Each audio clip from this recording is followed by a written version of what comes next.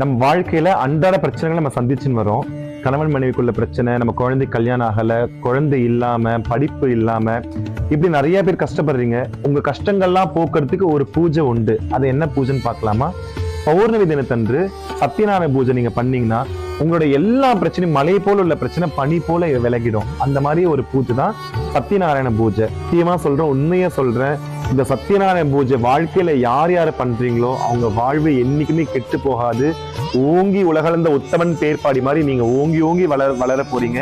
ஏன்னா நான் ஒவ்வொரு மாசமும் சத்யநாராயண பூஜை பண்ணி தான் இந்த அளவுக்கு வாழ்க்கையில நல்லா இருக்கேன். நான் நல்லா இருக்கனால தான் உங்களுக்கு சொல்றேன், நீங்களும் நல்லா இருப்பீங்க.